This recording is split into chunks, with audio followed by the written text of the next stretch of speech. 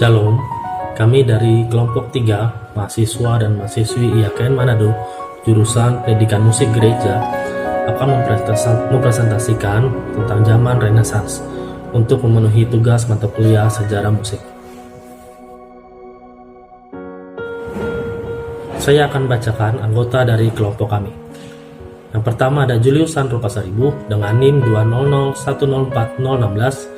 Yang kedua adalah Fendi Teras dengan NIM 200104010. Yang ketiga adalah Yeremia Brian Lepah dengan NIM 200104014. Yang keempat adalah Albertina Venerti Rumah dengan NIM 200104023. Yang kelima ada Kevin Tongkoto dengan NIM 200104009. Yang keenam ada Fernanda Salindeho dengan NIM 1604019. Yang ketujuh ada Mevi Tolinggala dengan NIM 190104007. Saya akan mempresentasikan mengenai sejarah perkembangan Renaissance. Renaissance adalah sebuah periode yang menandakan kelahiran kembali peradaban dan kebudayaan Eropa. Zaman Renaissance ditandai dengan munculnya penghargaan terhadap etika dan estetik rasionalitas. Sekitar abad ke-15-16 Masehi, Eropa mengalami zaman Renaissance. Kemunculan tersebut akibat dari adanya wabah penyakit, krisis ekonomi, krisis politik, dan krisis pemikiran Dark Age atau abad kegelapan. Krisis pada zaman Dark Age di Eropa disebabkan oleh pembatasan berpikir, berpolitik, dan bersosialisasi, sesuai dengan doktrin gereja yang berlaku pada masa tersebut. Perkembangan Renaissance bermula dari kesuksesan masyarakat Italia dalam mengelola bidang politik, ekonomi, sosial, dan budaya pada awal abad 15 Masehi. Pada masa tersebut, masyarakat Italia tumbuh dan berkembang menjadi masyarakat kota yang sejahtera. Kesejahteraan masyarakat Italia menyebabkan munculnya pemikiran duniawi yang mengedepankan rasionalitas. Menurut buku A History of Europe, Sejarah Eropa dari Zaman Kegelapan hingga Era Baru 2018, karya Willis Mason West, perkembangan masa Renaissance mencapai titik puncaknya ketika muncul paham sekularisme, individualisme, dan humanisme dari Eropa.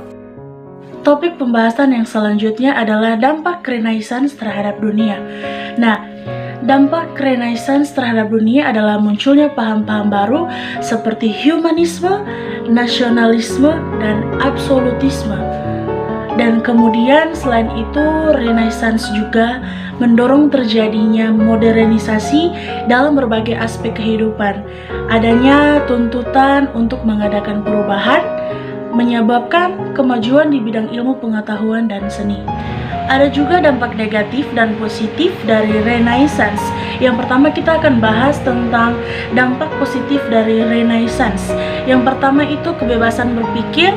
Yang kedua, membentuk masyarakat perdagangan yang lebih maju, lebih semangat mandiri, dan progresif. Kemudian yang ketiga, melahirkan tokoh-tokoh perubahan di Eropa, seperti William Harvey, yang telah memberikan sumbangan dalam kajian peredaran darah.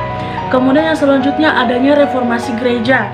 Kemudian kesenian berkembang secara luas, secara bebas, dan juga memberikan kebebasan terhadap masyarakat itu sendiri, kemerdekaan dan kemandirian secara individu. Dan yang terakhir, mendorong pencairan daerah baru sehingga terjadi penjelajahan samudra. Dan kemudian ada juga dampak negatif dari Renaissance itu sendiri. Yang pertama, terjadinya kebobrokan moral dikarenakan tidak adanya sesuatu norma yang bisa mengatur kehidupan masyarakat itu sendiri. Dan kemudian munculnya suatu isu-isu yang disebut kontroversi ikonoklastik yang berisi bahwa apakah imaji-imaji tentang Tuhan, Kristus, dan Sang Perawan Maria, serta orang-orang suci yang baik dalam bentuk gambar maupun patung boleh dipergunakan di dalam misa atau tidak. Saya Lovedi Taira, saya akan mempresentasikan tentang tokoh-tokoh besar dalam zaman Renaissance. Yang pertama, Albrecht Dürer, 1471 sampai 1528. Ia adalah seorang pelukis atau pengukir dan matematikawan Jerman. Ia lahir dan meninggal di Nuremberg, Jerman. Ia terkenal dengan salah satu pembuat cetakan lama terbesar. Berikut Donatello. Donatello adalah seorang seniman dan pematung Italia dari Firenze pada awal abad Renaissance. Ia dikenal sebagai salah satu pematung terbaik pada zamannya. Yang berikut, Desiderius Erasmus 1466 sampai 1536. Ia dikenal sebagai Erasmus atau Erasmus dari Rotterdam. Adalah seorang teolog atau pengajar, kritikus sosial, imam Katolik atau humanis Renaissance, berkebangsaan Belanda. Yang berikut, Leonardo da Vinci 1452 sampai 1519 adalah seorang pelukis, pemahit atau pematung atau arsitek, penemu, ilmuwan dan filsuf dari Italia zaman Renaissance. Yang berikut, Josquin des Prez 1445 sampai 1521 merupakan seorang komponis Renaissance berkebangsaan Prancis. Yang berikut, Raphael 1483 sampai 1520 adalah seorang penghulu malaikat dalam agama Yahudi dan Kristen yang dikatakan sebagai melakukan berbagai penyembuhan. Yang berikut, Perugino 1446 sampai 1526 adalah seorang pelukis Italia terkemuka dari Umbria yang memberikan dasar pada aliran ekspresif klasik pada zaman Renaissance. Terima kasih atas kesempatan yang diberikan. Shalom. Pada saat ini saya akan mempresentasikan beberapa ciri-ciri musik Renaissance sebagai berikut. Yang pertama, musik barat mulai menjadi rasional sejak zaman Renaissance. Yang kedua, teknik komposisi digunakan secara rasional sehingga lahirlah teknik yang sekarang kita kenal sebagai kontrapunkt.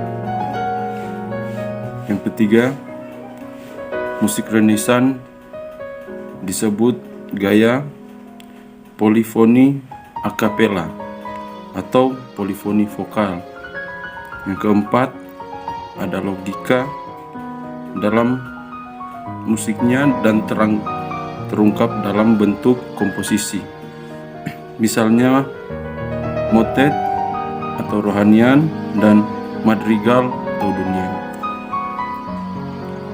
Dari zaman Renaissance ini pula terlahir teknik-teknik baru dalam musik, antara lain sebagai berikut.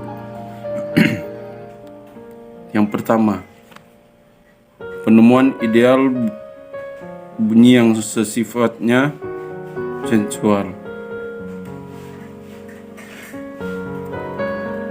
Misalnya bunyi parallel threads dan sketch. Ini bertahan sampai akhir zaman romantik. Contoh ideal ini dapat kita lihat dalam komposisi Faux Bordorn yang terakhir dipakai oleh komponis Jerman yaitu Richard Strauss pada akhir abad ke-19. Yang kedua, teknik prinsip variasi. Sebagai teknik variasi melodi, contoh dalam komposisi Misa karya Dufay. Teknik ini masih terus dipakai oleh para musisi hingga sekarang. Ya, itulah presentasi saya. Terima kasih. Nama saya Yeremia Brian Lepa akan mempresentasikan tentang alat musik yang terkenal zaman Renaissance. Yang pertama adalah alat musik xylophone. Xylophone ini adalah alat musik yang terbuat dari lembaran kayu. Cara memainkan alat musik tersebut dipukul dengan tongkat. Yang kedua, fife. Fife adalah alat musik angin yang terdiri dari seruling kecil yang sangat tajam dimainkan dengan disilangkan. Yang ketiga adalah corneto. Corneto ini dikenal sebagai trompet melengkung. Alat musik ini adalah instrumen angin, dimainkan dengan cara ditiup. Yang keempat adalah bason. Bason adalah alat musik angin. Alat musik ini terbuat dari kayu panjang, bengkok berbentuk kerucut. Pada bagian ujungnya ada sebuah tudel tembaga berbentuk lengkung, dimasukkan di mana girannya, bulu ganda atau batang masukkan dengan instrumen.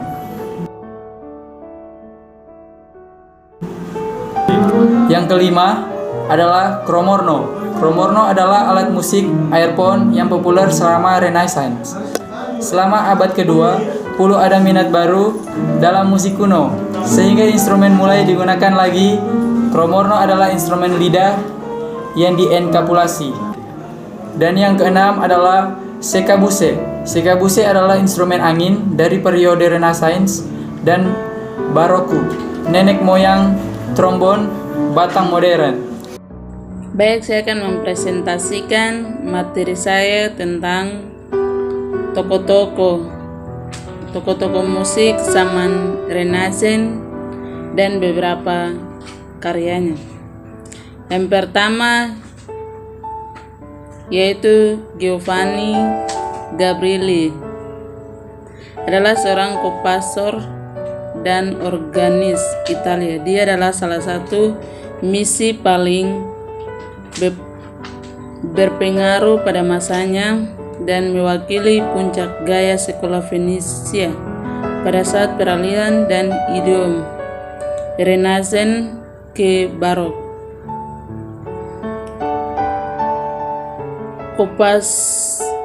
Komponis adalah orang yang menciptakan hasil karya musik. Istilah komponis mengacu kepada orang yang menulis komponis musik.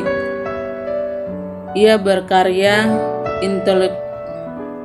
instrumental maupun vokal dalam format solo, duet, trio, quartet, quintet, dan seterusnya, sampai dengan orkestra, dan meneruskan kepada orang lain untuk memakainya. Yang kedua, Thomas Tallis juga adalah seorang komposer Inggris yang menempati tempat utama dalam antologi musik paduan suara Inggris. Dia dianggap sebagai salah satu komposer terhebat Inggris. Dia dihormati untuk suara aslinya dalam musik Inggris. Karyanya ia menciptakan lukisan yang dilukisi oleh Graden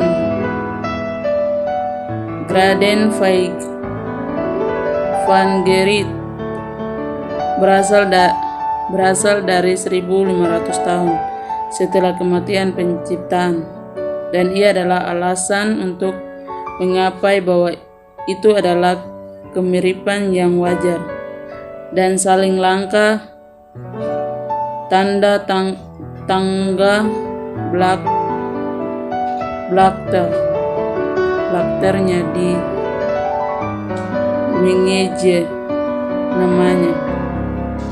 Yang ketiga adalah Caulodi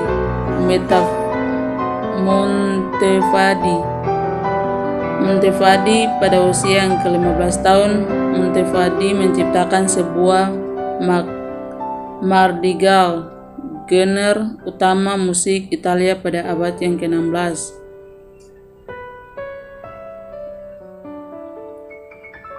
Monteverdi juga menuliskan 3 buah buku tentang Mardigal. Bukunya yang ke-8 adalah yang paling terkenal. Buku itu berisi karya-karya yang tertulis selama 30 tahun, seperti Tarcedin, Inclodir, Florida. Di tahun 1624, ia membuat instrumen dan vokal menjadi unsur yang terpisah. Dua karya yang terakhirnya oleh operan Ritorno Ulysses in Patria dan